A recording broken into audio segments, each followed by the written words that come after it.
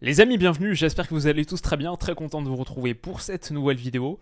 Et pour débriefer, la victoire de Lens contre Séville, ça vient de se terminer à l'heure où je m'enregistre. Et c'est une qualification du RC Lens en Europa League, ça nous fait très plaisir. La manière, par contre, Lens a vraiment souffert. Contre des Sévillans qui ont vraiment dominé le match, mais qui n'ont pas su concrétiser leurs occasions quand ça compte. Le lance de Frankowski, buteur sur penalty, et Angelo Fulgini au bout du bout, prend 3 points, alors qu'un point même suffisait, et donc reste devant ses adversaires du soir pour arracher la qualif à Bollaert, dans un Bollaert par contre qui a clairement répondu présent, pour permettre aux Lensois donc d'atteindre les 16e de finale ou le round de play-off d'Europa League. Grand Brice Samba dans les buts, ça c'est clair. Il a stoppé un penalty qui a été retiré. Il a fait une énorme parade sur Rakitic. Et sans lui, sans doute que ça aurait pu tourner au vinaigre un petit peu plus tôt. Ça fait plaisir pour ses supporters. Ça me fait plaisir. Lens en Europa League, c'était mon prono depuis le début de la compétition. Mais waouh, ça a été très chaud. 3 petits tirs, 2 cadrés pour Lens, 2 buts. Un penalty, je crois que le troisième, en plus, c'est genre un tir quasiment de la moitié du rond central, un petit peu en première période. Pas une grande production sévillane, ça il faut le dire aussi, mais ils ont vraiment pris le contrôle du ballon et j'ai senti des Lensois extrêmement tendus par l'enjeu du match. À la fin de la fin, ils finissent donc troisième à un petit point du PSV Eindhoven qui a fait match nul contre Arsenal, qui a fait le nul à Eindhoven contre les Gunners. Je regardais un petit peu la fin du match sur le second écran. Donc aussi une petite surprise dans ce match. Bon, moi je pronostiquais la victoire du PSV, c'est pas passé. Mais ce qui fait vraiment plaisir, c'est cette qualification lensoise, alors que pourtant, dès le début, on voit que ça va être mentalement une sacrée épreuve. Cette remise de la tête de Danso pour Brice Samba, qui est mal orienté, et ça donne un corner au bout de 4 minutes de jeu. On a senti la pression des Espagnols qui mettaient Lens en grande difficulté. Pression sur le porteur constante, une première partie de match qui s'est jouée dans une seule partie du terrain, celle de Lens. Et face à cette pression, le système, je pense, n'était pas adapté. Lens a eu beaucoup de mal à passer à l'intérieur du jeu pour se sortir de la pression. On voit ici un dégagement un peu désespéré de Facundo Medina en touche, touche haute gagnée par Séville. Je pense que tactiquement c'était pas bon et je pense que mentalement c'était pas bon. Je pense que on a vu à quel point une approche de match dans laquelle tu es qualifié avec un match nul, ça rend les choses très difficiles pour une équipe qui n'a pas cette expérience des grands rendez-vous. Je pense que c'est le takeaway majeur de cette rencontre. Si on veut analyser un petit peu le reste du foot, etc., c'est pas une posture facile dans laquelle être. C'est vraiment une position compliquée. Et bon, Lens se qualifie à la fin. Mais il y a eu des moments très chauds au début de match. Aussi, cette remise-là pour Danso, encore une, à destination de Brice Samba, mais elle est prise à la main par Samba. Et je crois que ça aussi, c'est un signe que mentalement, tous les voyants n'étaient pas ouverts, toutes les lumières n'étaient pas allumées. Il y avait une grosse tension, une grosse pression. Et cette passe en retrait prise à la main, elle donne une situation comme ça, un coup franc indirect dans la surface de réparation qui aurait pu, au bout de 8 minutes de jeu, vraiment plomber les Lensois. Il faut une belle parade il me semble que c'est Sotoka, qui du pied droit la dévie. Mais c'était très chaud, c'était très chaud aussi autour de la demi-heure de jeu quand cette frappe de Rakitic, moi je pense que ça va au fond. Il y a un énorme arrêt de Brice Samba, magnifique. Entre ça et le penalty, même s'il a été retiré, honnêtement, il est sans doute l'homme du match pour le RC Lens. Cette frappe elle est pas facile à sortir et il fait la parade qu'il faut au moment où il faut, parce qu'après cette première demi-heure où tu as pris le bouillon sur tous les plans, ça leur fait extrêmement mal de repasser à 0-1 et de désormais devoir se battre pour la qualif, d'aller marquer pour la qualif. J'ai vu des séquences comme ici où tactiquement Lens réussissait pas à sortir, mais aussi concédait beaucoup d'espace facile à l'intérieur du jeu.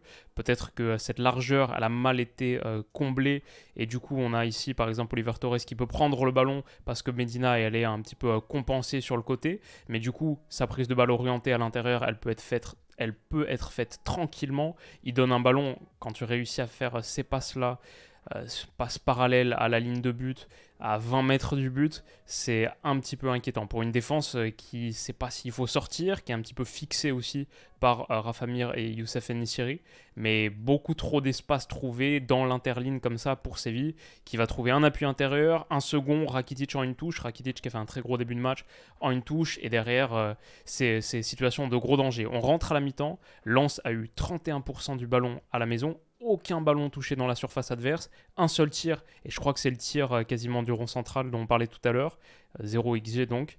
Séville n'a pas été flamboyant non plus en face, et ça pour moi c'est mon petit espoir à la mi-temps, je me dis waouh, Lens c'est catastrophique, les pauvres mentalement ils sont vraiment en train d'éprouver la difficulté de cette compétition, mais Séville en face ne me fait pas une impression extraordinaire non plus. Donc je me dis, en vrai, ça peut continuer à tenir comme ça, 0-0, et ce sera moche.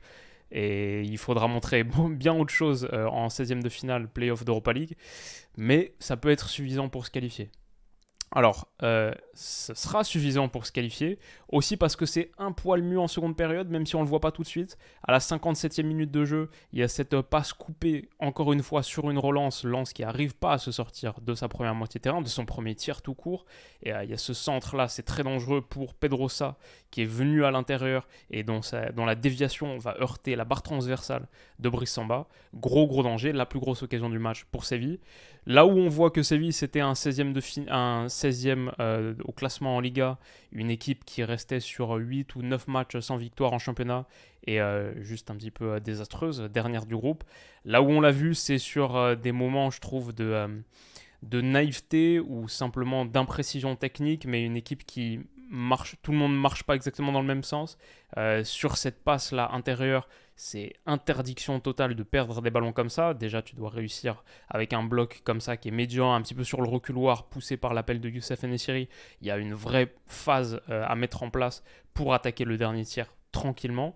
Mais il y a incompréhension totale entre Soumaré, je ne sais pas qui est le joueur à l'intérieur ici, c'est coupé donc par un Lensois. Récupération de Medina qui va donner cette balle profonde et très très dangereuse à destination d'Eli Ouahi. Medina fait la différence. Il est un des hommes du match aussi. Bon, après, il concède le penalty, donc peut-être pas. Mais il fait vraiment la différence ici parce qu'après avoir donné cette passe, il prend le dessus sur Soumaré et c'est ça qui va permettre à Lens d'aller gagner un penalty. La passe de Ouahi n'est pas excellente, elle est un petit peu derrière lui. C'est ça d'ailleurs qui permet à Medina d'être déséquilibré un petit peu miraculeusement par Soumaré.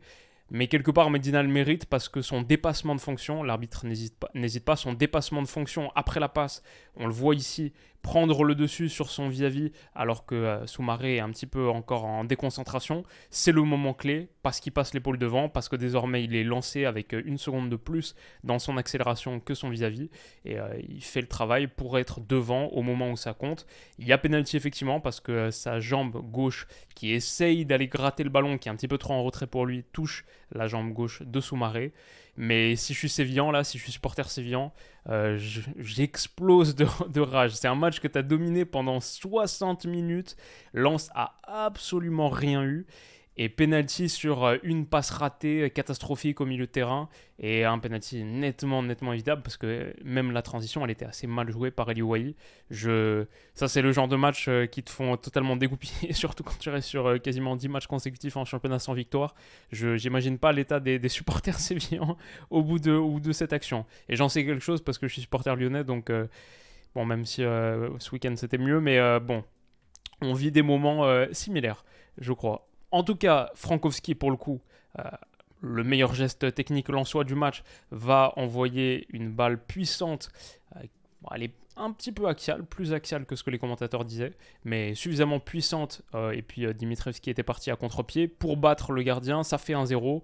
Et la réaction de Sergio Ramos, voilà, je pense qu'elle est un peu similaire à celle des supporters sévillans, théoriques, que je mentionnais tout à l'heure, parce que on les imagine assez dégoûtés par le scénario du match. Et derrière, ce que je trouve intéressant, quand on parlait un petit peu de l'attitude mentale sur un match où tu es déjà qualifié, la nervosité d'une équipe et d'un collectif qui manque un petit peu de cette expérience des grands rendez-vous, des matchs couperets européens, moi ce que je trouve intéressant, c'est après le 1-0, Bollard pousse en plus, on sent une équipe vraiment libérée, vraiment lâchée. Il y a les 10 meilleures minutes lensoises sans doute après ce premier but. Premier but qui vient de nulle part.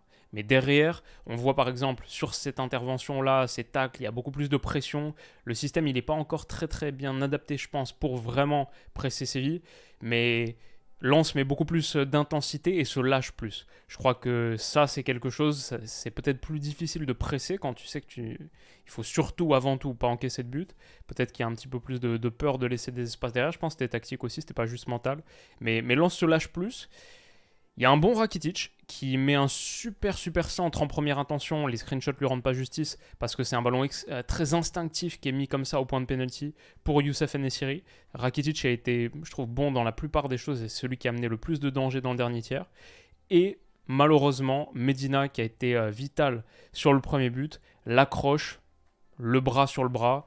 Effectivement, il le tient et en plus, il sera suspendu au match aller du play-off d'Europa League parce qu'il prend un jaune sur cette action, mais surtout, il remet ses vies dans le match à 15 minutes de la fin dans le temps réglementaire. Ouais, ça coûte un penalty et ça permet à Sergio Ramos pas d'égaliser tout de suite parce que Brice Samba fait un super arrêt, mais il avait le pied devant la ligne au moment où la frappe part. On le voit ici, contact avec le ballon. Malheureusement, son pied est devant la ligne. Donc, penalty à retirer, cette fois Panenka pour Sergio Ramos. Et d'ailleurs, malheureusement, j'ai pas sorti le screenshot. Mais le pied de Samba, je crois, est aussi devant la ligne sur le deuxième. Donc, malheureusement, c'est un petit truc à corriger, rectifier sur les penalties. Mais Séville revient dans le match à 10-15 minutes du terme. Sergio Ramos, geste assez vilain pour récupérer le ballon. Il met le pied au moment où Brice Samba, c'est peut-être un petit peu involontaire, mais en tout cas, c'est un geste dangereux on a un petit peu peur pendant un moment que ça a blessé Samba, peut-être cassé la main ou tordu le poignet ou quelque chose. Il est au sol pendant de longues minutes. L'Eka va s'échauffer. Et là, je me dis, ouais, ça tourne vraiment au cauchemar pour Lens. Heureusement pour les Lensois, Samba revient. Ça aussi, c'est pour moi à mettre un petit peu à son crédit. Assez héroïque, je trouve. Le retour. Il se remet dans le match et il n'aura pas de grosse intervention à faire. Mais heureusement, parce que Lens, je trouve, laisse beaucoup d'espace. Et derrière, on a revu un petit peu la faillite mentale, le déclin. Cette équipe, elle est très très basse. Pourtant, elle laisse énormément d'espace à l'intérieur aux joueurs lancés. Et même un Sergio Ramos qui est dans un fauteuil comme ça à 35-40 mètres, 35 mètres pour mettre des ballons très très dangereux quand on connaît le jeu de tête de Youssef En-Nesyri, qui d'ailleurs est un petit peu déséquilibré par Facundo Medina encore, qui aurait pu faire 2 fois la même. Double carton jaune, exclusion, double penalty concédé sur Youssef En-Nesyri, mais non, le geste était trop léger, donc je suis d'accord, il n'y avait pas péno là-dessus. Mais c'est dangereux, et Lens a souffert dans le domaine aérien, comme beaucoup d'équipes, comme quasiment toutes les équipes du monde, face à Youssef En-Nesyri, qui est redoutable dans le jeu aérien. Ça, par contre, c'est inexcusable, et ça, tu peux pas... À 5 minutes de la fin comme ça, Lens manquait un petit peu de punch sur la fin, peut-être que physiquement aussi après avoir couru après le ballon pendant 85 minutes. Peut-être que là les efforts se font chers, mais on voit la réaction de Facundo Medina avec Youssef En-Nesyri. C'était un des duels du match, très très tendu. On est à la 88e minute de jeu, il reste 2 minutes, 3 minutes dans le temps réglementaire. 2 tirs pour Lens, un seul cadré. C'est une prestation offensive calamiteuse. Heureusement pour eux, sur cette touche longue, 94e minute, la reprise de Sergio Ramos va passer au-dessus. Il envoie une mine très très fort. Heureusement que c'est pas cadré. Je sais même pas si Samba est en état de l'arrêter avec son poignet et sa main droite. Et heureusement pour Lens, même si Fulgini sur son entrée, j'ai vu quelqu'un de techniquement très emprunté à l'image des Lensois, où elle a une faiblesse technique, je pense, qui est vraiment conditionnée par la mentalité, c'était mentalement très difficile. Sur une touche par exemple, comme là de Frankowski, touche simple, sa remise directement en touche aussi. Ça me fait vraiment peur quand je vois des trucs comme ça. Mais Fulgini a été techniquement juste au moment où il fallait. Je vais souligner aussi la pression de Sotoka, on l'avait vu tout à l'heure sur Pedrosa après le 1-0. Elle est hyper importante ici, et encore une fois, je pense que Séville pêche dans son moment clé, un petit peu comme sur le but de l'ouverture du score, où sur cette phase, tu ne dois pas pouvoir te faire contrer comme ça. Donc heureusement, c'était un faible Séville en face aussi, qui a eu la domination, qui a eu une grosse emprise sur le match, mais qui n'était pas suffisamment bon pour en tirer quoi que ce soit, à l'évidence. Sotoka jaillit, très bonne pression, le ballon aussi pour Fulgini est excellent, et derrière, Fulgini en 1 contre 1 va aller battre le gardien. Un petit ballon piqué du pied gauche, d'une surface de pied un petit peu intermédiaire. Franck Hez exulte, voilà, j'adore ces petits ballons là, de là où ils viennent, avec la direction, généralement le gardien pris à contre-pied. Très bon geste de Fulgini, là il faut le dire. Et Lens donc l'emporte de 1, non seulement va chercher le point qu'il leur fallait, mais l'emporte, prend 3 points. Ça c'est un petit prono, mais voilà, ça fait plaisir pour eux. Ils sont en Europa League, on reparlera d'eux en février. J'allais dire février-mars, mais je me demande si les playoffs d'Europa League, c'est pas, j'ai le calendrier ici, les 16e d'Europa League, donc c'est 15 février et 22 février. Ça s'enchaîne en une semaine pour pouvoir jouer ensuite les huitièmes d'Europa League sur les retours de huitièmes finale de Ligue des Champions. Donc les huitièmes d'Europa League, c'est 7 mars et 14 mars. Mais 15 février et 22 février, et on aura le tirage lundi prochain. On saura donc qui Lens affronte sur ce play-off d'Europa League. Ce sera un deuxième de groupe donc d'Europa League.